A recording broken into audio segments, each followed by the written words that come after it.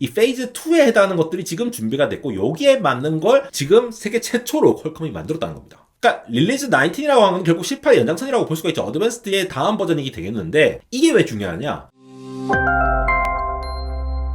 네, 여러분 반갑습니다. 에러입니다. MWC가 지금 바르셀로나에서 열리고 있죠. 거기서 퀄컴의 발표가 인상적이어서 지금 정리드릴 건데 이제 드디어 6G 시대가 곧장 다가온 것 같습니다. 괴물 모뎀 칩, 통신 칩을 이번에 발표를 한 건데요. 아마도 다음 세대의 갤럭시 S27 시리즈에 들어가지 않을까라고 예상이 되고 점점 더 이 6G가 지상과 위성 인터넷까지 다 연결을 시키면서 이 베이스 스테이션 각각의 위치에 따라서 얼마나 넓은 커버리지로 얼마나 안정적으로 그리고 AI와 결합을 해서 더 많은 데이터를 많이 송수신할 수 있도록 하는 것으로 보입니다. 사실 이 모뎀과 관련해서는 그리고 통신칩 관련해서는 최근에 뭐 GPU 얘기 저도 이제 AI 얘기 많이 드리다니까 좀 덜 주목받는 경향이 있는데 사실은 온디바이스 AI뿐만 아니라 이게 어웨어니스로 주변에 여러 가지 이 통신이 다 구동이 되어서 엣지 디바이스들이 다 연결되는 그런 진정한 6G, IoT, IoE 세상에 오려고 하면은 통신의 기본적인 이 강자인 퀄컴이 굉장히 유리한 고지에 있는 것이 있죠. 그래서 이번 발표를 토대로 해서 현재의 5G 상황들 그리고 여러분들이 이제 흔히 5G 하지만 5G도 사실 여러 릴리즈가 있거든요.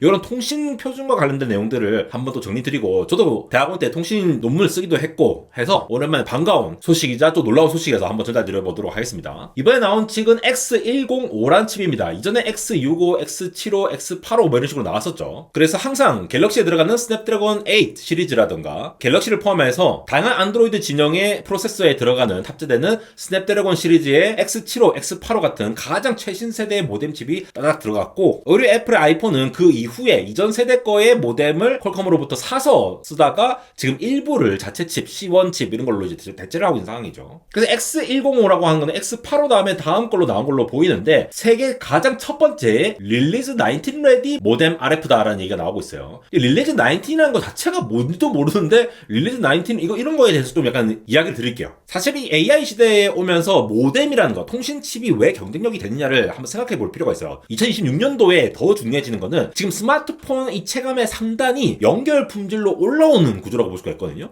무슨 말이냐? 자, 앱이라던가 AI 같은 것들이 무거워지면 무거워질수록 CPU나 GPU뿐만이 아니라 통신 칩에 의해서 전송되는 뭐 지연 시간이라든가 뭐 끊김, 업로드라든가 뭐 배터리 소모량 이런 것들에 의해서 갈리기가 굉장히 쉬운 상황입니다. 결국 GPU만 뭐 빡세게 돌리면 되는 것도 아니고 CPU 이런 것들도 엣지 디바이스에서는 결국은 배터리로 돌려야 되고 이런 식으로 해야 될 텐데 뭐 영상 통화를 한다라던가 뭐 라이브로 업로드를 한다라던가 뭐 클라우드로 백업도 할 거고 AI도 돌릴 거잖아요. 그리고 뭐 게임 같은 것도 뭐 시도 때도 없이 하는 거고 실시간 번역, 에이전트 호출 같은 것도 현재는 클라우드와 엣지 하이브리드 구조로 많이 접근을 하고 있는 상황이기 때문에 우리가 흔히 휴대폰에서 기지국으로 가는 거를 업링크라고 하고 기지국에서 모바일 엣지 디바이스로 전송하는 거를 다운링크라고 불러요. 그래서 이 업링크, 다운링크 이렇게 왔다 갔다 하는 이 통신 지연이라든가 연결, 안정성, 우리가 커넥티비티의 이 스테이빌리티를 유지를 하기 위해서는 결국은 통신 칩이 얼마나 여러 가지 이 통신 프로토콜을 잘 지키면서 동시에 커버리지를 넓히면서 안정적으로 지원할 수 있느냐가 핵심 경쟁력이 되는 거죠. 이걸 세상에서 가장 잘 만든 기업이 퀄컴이지 않습니까? 결국 퀄컴이라는 회사는 통신 칩 여기서 시작을 했던 회사고 이제는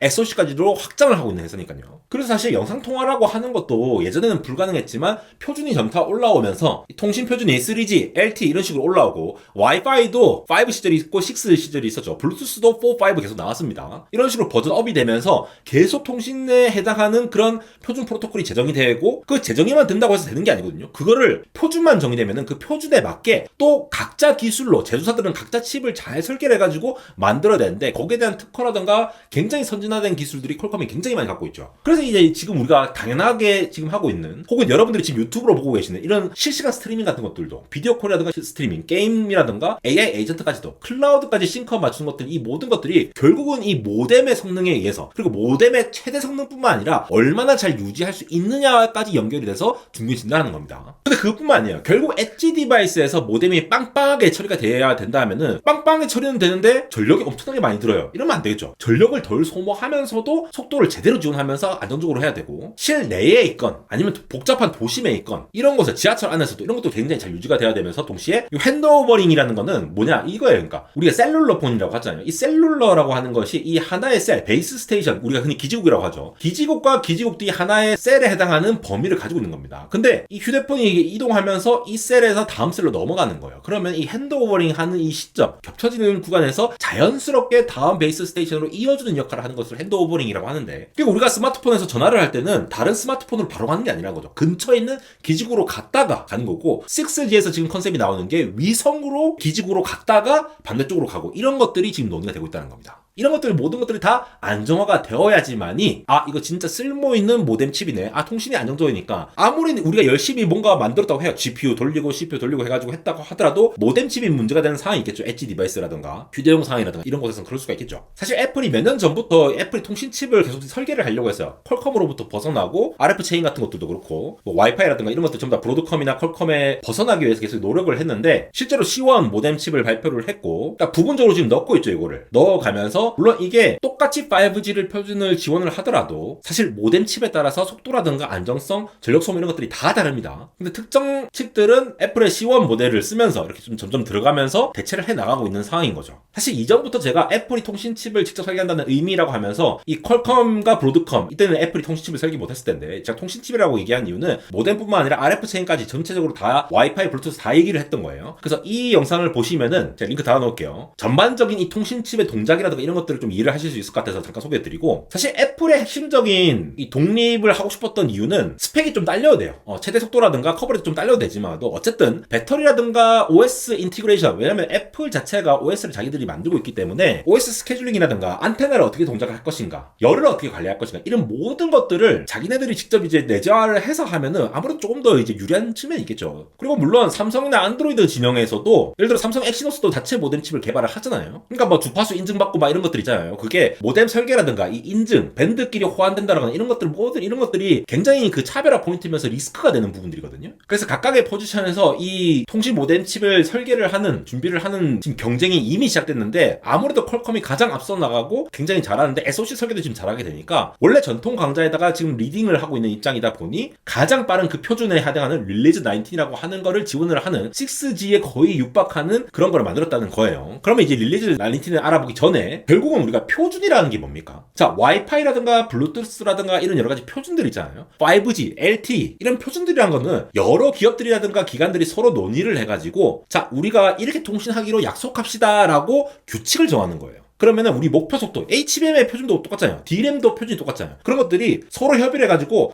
다음 것들, D램을 파는 사람도, D램을 사가는 사람도 그걸 서로 협의를 해가지고, 다음 스펙은 요렇게 만듭시다. 패키징은 어떻게 하고 속도는 어떻게 하고, 이런 것들을 정하는 과정이 표준이에요. 근데 여러분들 잘 아셔야 될 게, 이 표준이라는 것 자체가 표준대로 만들었다가 똑같은 게 아니죠. 중국도 DDR4, DDR5 만듭니다. 근데 표준에 똑같다 하더라도 패키지 사이즈도 엄청 크기도 하고 발열이라든가 이런 조건들, 표준에서 명시되어 있지 않은 부분도 있거든요. 그런 부분으로 봤을 때 굉장히 앞서가는 기업이 퀄컴이라는 거죠. 통신칩에 한해서는 애초에 통신으로 스타트업에서 지금 거의 세계 최대의 통신 기업이자 SoC 기업으로 나왔기 때문에, 팹리스 기업으로 나왔기 때문에 얼마나 강력한 입지에 있는 거를 알 수가 있겠죠. 자, 그러면 여러분 5G 표준이라는 것도 사실 여러 개예요. 지금 릴리즈 15부터 16, 17, 18 이렇게 4개까지 나왔는데, 자, 5G NR 파운데이션 기초 모델 나와서 기초 표준이 있고, 그 다음에 확장 버전, 확장팩 같이 나왔죠. 16, 17로. 그 다음에 5G 어드밴스드 페이즈 1이라는 것도 나왔습니다. 그러니까 5G나 5G 어드밴스 같은 이런 상세 기능이 버전 단위로 이게 표준 개발이 계속 되어 온다라는 거죠. 그리고 INT 2030에 해당하는 이 6G 규격인데, 이거 가기 직전에 릴리즈 19에 해당하는 이 페이즈 2에 해당하는 것들이 지금 준비가 됐고, 여기에 맞는 걸 지금 세계 최초로 퀄컴이 만들었다는 겁니다. 그러니까 릴리즈 19이라고 하는 건 결국 18의 연장선이라고 볼 수가 있죠. 어드밴스드의 다음 버전이기 되겠는데, 이게 왜 중요하냐? 이 다음 6G를 준비를 하기 위한 굉장히 많은 기술들이 여기에 탑재를 하고 있다라고 지금 얘기가 나오고 있는 거죠. 그래서 5G의 기본 골격을 15에서 만들었다가 16, 17에서는 뭐 비면허 대역이라던가 NTN이라던가 이런 여러 가지 시나리오에 맞게끔 좀 더 확장된 버전을 내놓게 됐고, 그다음 18에서 5G 어드밴스드라는 이름으로 첫 릴리즈를 이렇게 낸 거죠. 그래서 두 번째 단계에서 좀 더 확장을 하는 단계로서 또 릴리즈를 냈는데, 여기에 맞춰서 냈다.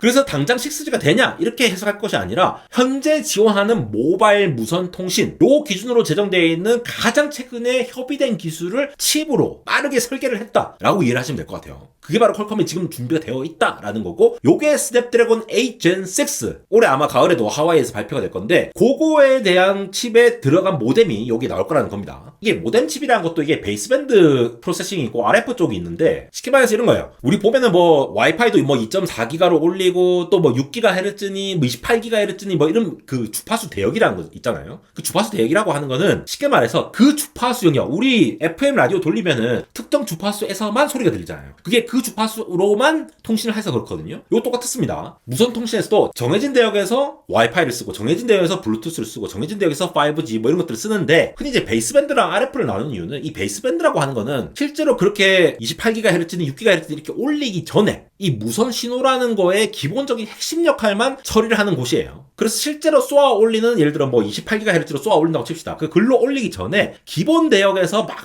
그 처리를 해요. 표준에 따라서. 예를 들어 안테나가 여러 개 있는 거 시스템을 우리가 마이모라고 하죠. 멀티 인풋, 멀티 아웃풋 안테나라고 해서. 혹은 채널 상황에 따라서 이거 지금 복잡한 도심이다. 그래서 이런 채널이 어떻겠네. 이런 것들을 생각해가지고 이 속도를 어떻게 조절해가지고 에러 커렉션 코드를 어떻게 조절해, 채널 코드나 데이터 재전송을 어떻게 해야 될지 이런 것들을 정하는 것들. 이런 베이스밴드의 역할을 처리를 하는 부분들이 있고, 또 RF라고 하는 부분은 흔히 말해서 이 무선 프론트엔드를 포함해가지고 실제 전파를 만들어내고 받아들이는 부분이라고 보시면 돼요. 이게 아날로그 쪽이라고 보시면 되는데, 그래서 파워 앰프 같은 것들이 막 이게 돼 있는 거고, 여기서 보통 이제 전력이라든가 발열 공간 같은 것들이 결정되는 경향이 있죠. 그런 관점에서 봤을 때 이번 스펙을 비교를 해보면은, 자, 다운링커, 제가 아까 다운링커 뭐라고 했습니까? 기지국에서 스마트폰으로 떨어지는 거, 그렇게 쏘는 방향을 다운링크를 하고, 반대로 업링크는 모바일, 그러니까 스마트폰에서 기지국으로 올리는 걸 얘기하는 거죠. 그러한 속도가 기본적으로 굉장히 많이 늘었어요. 12.5에서 14.8GBps. 이거 이제 맥스죠. 피크치로 얘기를 보셔야 되고, 근데 이것보다 더 중요한 건 속도도 올라갔는데 파워 이피션시가 30%, 무려 30%나 줄었다는 거죠. 통신칩 때문에 배터리 소모가 되는 것이 훨씬 더 30%나 더 효율이 됐다는 겁니다. 특히나 이번 X105 같은 경우에는 6나노미터 RF 트랜시버라는 게 트랜스미터랑 리시버를 합친 겁니다. 송수신기. 그러니까 통신이라고 하는 게 보내기도 하고 받아야 되니까 트랜시버라고 이제 합쳐서 부르는데, 기본적으로 전력을 30%나 줄이면서, 물론 최대 감소입니다. 이게 왜 최대라고 표현할 수밖에 없냐면은, 이게 뭐 이게 중간에 빌딩이 많은 구조라든가 아니면 사람들이 정말 많은 구조라든가 이런 거에 따라서 상황이 바뀌기 때문에 항상 이 표기를 할 때는 최대치로 표현을 하거든요. 특히 제가 이 부분에 대해서 좀 더 파고 들어가 보니까 이게 캐리어 애그리게이션이라는 게 있습니다. 이 대역폭을 밴드위스를 묶는 기술이거든요. HBM의 밴드위스랑 똑같은 개념이에요. 주파수를 넓게 쓸수록, 쉽게 말해서 우리 FM 라디오도 어떤 것들은 99.9랑 99.8 이렇게 0.1메가 차이가 나지만도 소리가 그래도 잘 들리는 대역이 있고, 어떤 건 되게 얍실해가지고 소리가 딱 그 0.1에서만 딱 잘 되고 나머지는 안 되는 경우도 있잖아요. 그 밴드를 넓히면 넓힐수록 그만큼 그 채널의 데이터를 많이 보낼 수 있다는 뜻이거든요. 여러 개의 주파수 차선을 동시에 묶어서 한 번에 데이터를 보내는 기술이에요. 엔비디아의 NV링크 같은 경우에도 4세대, 5세대 이렇게 올라오면서 이 링크 개수, 연결 개수 자체를 늘리면서, 어그리게이션을 늘리면서 하는 것처럼 이 캐리어라고 하는 것도 결국은 주파수 밴드인 건데, 그런 것들을 막 엮어가지고 넓게 쓸 수 있도록 했다. 그래서 이 주파수들을 잘 엮어가지고 400메가대로 했다라는 게 X85에서 했던 일이고, X105에서는 그 위에서 좀 더 넓게 효율적으로 묶을 수 있도록, 어떤 기사에서는 이게 500메가까지 지원된다 이런 말도 있는데, 이게 왜 대단하냐면은 지금 RF를 6나노로 깎아가지고 엄청 작게 만들었음에도 불구하고 훨씬 더 높은 걸 지원을 하게 만들었다는 거예요. 이렇게 밴드위스를 엮을 수 있도록. 그러니까 쉽게 말해서 이렇게 되면은 캐리어를 잘 엮어서 쓸 수 있는 기술 때문에 통신이 더 잘 되는 걸 만들어냈다라고 이해를 하시면 되고요. 그다음에 통신 얘기하다 보면은 항상 1024QAM 컴이라고 하는 얘기들이 많이 나오는데, 이건 똑같은 프리퀀시 대역폭에서도 한 번에 여러 개의 데이터를 보낼 수 있는 기술입니다.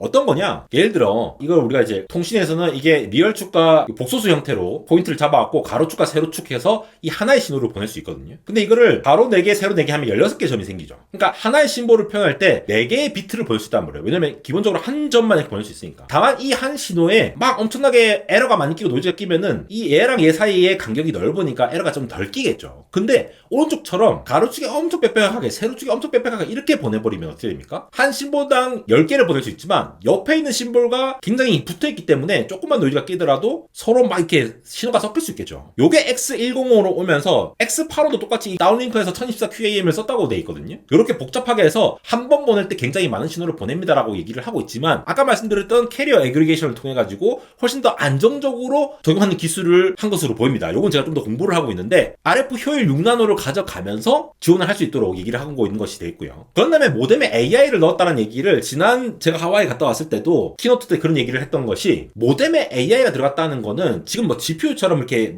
막 뽑는다, 챗봇으로 LLM으로 막 이렇게 한다 그런 얘기가 아닙니다. 자, 모뎀에서 통신을 한다라고 하는 거는 우리가 실제로 아날로그 신호를 RF로 쏘는 거거든요. 전자파로 쏘게 되면은 특정한 웨이브로 막 날아갈 거예요. 그럼 날아간 것들이 빌딩에도 부딪히고 사람한테도 부딪히고 다른 전파와도 섞이면서 온갖 신호들이 섞인 신호가 다른 기지국에 도착한다거나 다른 무선 스마트폰에 도착한다거나 이렇게 도착되는데, 그렇게 복잡하게 막 얽혀있는 그 신호를 멀티 안테나, 마이모 같은 기술을 사용한다거나 그걸 포함해서 여러 가지 수신호를 해가지고 내가 진짜 의미 있는 것들을 뽑아내는 작업이 바로 이 모뎀의 역할이에요. 그러니까 모뎀, 모듈레이션, 디모듈레이션의 줄임말이잖아요, 모뎀이. 근데 여기서 AI가 적용됐다는 거는 지금 환경이 뭔가 빌딩 안 속에서 굉장히 사람이 많은 것 같아. 혹은 뭔가 내가 지금 보니까 이 채널을 지금 좀 측정을 해보니까 뭔가 여기는 기지국이 굉장히 멀리 있고 시골 같아. 뭐 이렇게 이제 주변을 잘 인식을 해가지고 우선순위에 따라서 전력 좀 잘 줄이기도 하고 좀 필요할 땐 높이기도 하고 이런 것들을 스마트하게 처리를 하는 거를 이미 스냅드래곤 8 엘리트 젠 5에서 했었어요. 이번에 105에서는 어떤 얘기가 나오느냐, Agentic AI Capability라는 표현이 나오는데, 릴리즈 19에서 6G 테스트 기반으로 AI 최적화를 잘 할 수 있게끔 뭔가를 했다라고 주장하고 있는 것으로 보입니다. 이런 곳에서도 AI를 쓰고 있다는 거죠. 이게 왜 6G랑 잘 연결이 되면은 결국 나중에 ITU의 INT 2030, 그러니까 이게 6G 프레임워크거든요. 그 6G 프레임워크가 나중에 나오면은 또 새로운 사용 시나리오나 몰입형 경험 이런 것들, 아까 뭐 스마트 글래스 쓰고 여러 가지 디바이스, 이런 복잡한 RF 전자파가 막 왔다 갔다 하는 환경에서 서로 통신이 원활하게끔 잘 돼야 되는데, 이게 어디서나 잘 커버가 되게끔 모뎀에 AI를 미리 선제적으로 넣어가지고 채널을 판단하고 여기 통신을 자주 할 수 있게끔 이렇게 판단을 한다는 것 자체가 결국 이 모뎀 자체도 그냥 RF 송수신만 한다는 역할이 아니라 지능적으로 최적화하고 파워를 줄일 수 있는 이 기술 자체가 중요하다는 거죠. 그래야 엣지 디바이스에서 충분히 AI와 애플리케이션 성능을 쭉 올릴 수 있다는 겁니다. 더군다나 이제 위성, NTN이라고 부르죠. 이 기지국 밖에서도 끊기지 않게 하려고 지상 기지국이 아니라 바닷가나 위성으로 연결적을 보완을 해야 되는데, 원래 X85에서 우리가 NB라고 하죠. 노드비 NTN 서포트가 명시되어 있어가지고 기본적으로 위성을 지원을 하는데, X105에서는 6G 개발 테스트 기반을 굉장히 많이 강조를 하고 있어요. 우리 이미 뭔가 테스트를 하면서 준비를 하고 있다는 얘기를 계속 하고 있고, 점점 더 이렇게 통합적으로 모뎀이 지원하는 커버리지가 단순히 지상에 있는 것들뿐만 아니라 이 NTN 폴백 같은 경우에도 다 지원이 되게끔 점차 확장을 하고 있는 단계라는 거죠. 위성을 통한 6G 통신이 이제 거의 다가왔다는 얘기입니다. 근데 이 모든 것들을 다 하면서도 결국은 이게 중요하다는 거예요. 파워 이피션시가 30%나 줄었고, 그래서 계속 강조하는 게 이 6나노 RF 트랜시버라는 표현을 많이 쓰거든요. RF 트랜시버, 굉장히 작은 걸 설계를 하면서 이 모든 것들을 다 지원한다는 얘기를 하는 건데, 이 보드 풋프린트라는 거는 하나의 PCB 보드에 얼마나 더 많이 넣을 수 있냐는 건데, 딴 걸 더 넣을 수 있다는 거예요. 그만큼 더 슈링크해서 했기 때문에 모뎀이 더 작아지면서도 이피션시도 훨씬 늘고, 이런 것들을 강조를 하는 거죠. 사실 이런 것들이 모뎀 칩 같은 것들이 넓으면 넓을수록 이걸 받아서 쓰는 스마트폰 제조업체들이라든가 이런 제조업체 입장에서는 항상 이제 골 때리는 점인데, OEM 업체 같은 경우에는 전력이라든가 공간이라든가 열 같은 것들, 이런 것들에도 확실히 좀 선점하고 있다라고 보시면 되겠고, 특히나 이 업링크 얘기를 봐야 되는데, 아까도 X85 때 다운링크는 이미 12기가 갔고 이번 X105에서는 14기가를 넘어서 보냈는데, 업링크는 원래 이 속도가 낮거든요. 여기서는 이제 1024 QAM 같은 것도 안 써요. 좀 더 낮은 컴을 쓰고. 이 왜 업링크가 어려울까요? 스마트폰은 배터리를 쓰잖아요. 기지국이라고 하는 거는 이게 건물처럼 이렇게 지어가지고 혹은 유선으로 연결돼가지고 포인트 투 포인트로 기지국끼리 통신도 하고 이렇게 돼서 전력이 빵빵히 지원되는데, 각자 스마트폰에서는 전력이 그만큼 빡세지를 못하기 때문에 이 업링크에는 한계가 있다는 겁니다. 그래서 다운링크와 업링크를 구분해서 통신 표준을 정해요, 원래. 근데 더 높은 처리량과 더 나은 효율을 가져갈 수 있도록 이렇게 끌어올리면서도 효율을 가졌다라는 것을 강조를 하는 거죠. 업링크의 기본적인 한계가 있지만 이것도 계속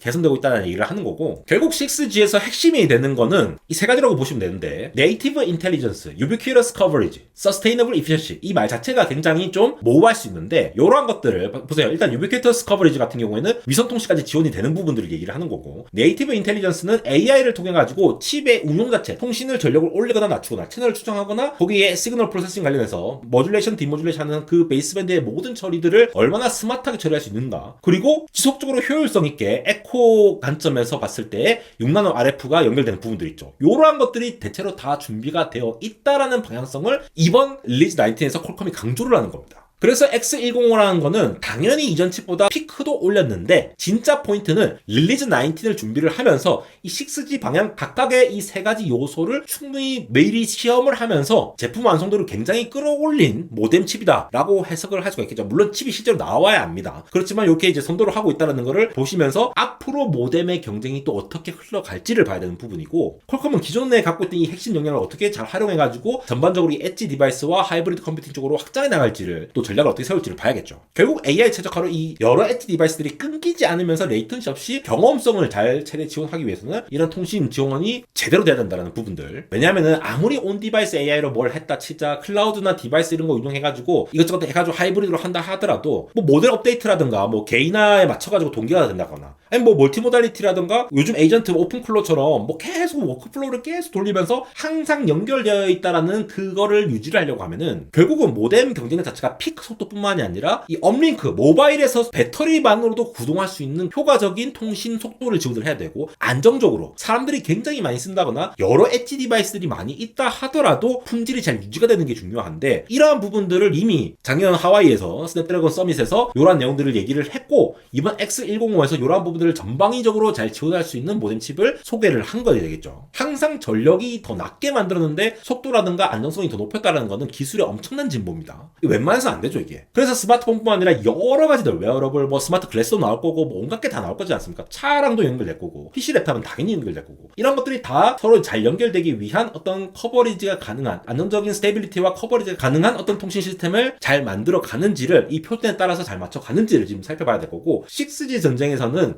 이 표준들과 베이스 스테이션에 해당하는 그 네트워크 장비들에 대한 경쟁도 있지만, 그러한 것들을 제대로 운용할 수 있는 엣지 디바이스의 운용을 또 어떻게 할 것인가라는 것들을 잘 봐야 한다는 관점에서 앞으로도 6G 관련된 소식들 나오면은 이렇게 좀 더 정리를 해보고, 아무래도 모뎀칩 관련해서는 퀄컴이 앞서 있기 때문에 이러한 것들을 설명하기에는 굉장히 좋은, 현재 AI 시대에 분석하기 좋은 모뎀칩의 소개라서 한번 소개를 해보았습니다. 안대공원 인스타그램 unrealtech.ero에서 많은 소식들 전달 드리고 있으니까 팔로우 해주시고 재밌는 소식 얻어가시기 바랍니다. 지금까지 에러였습니다.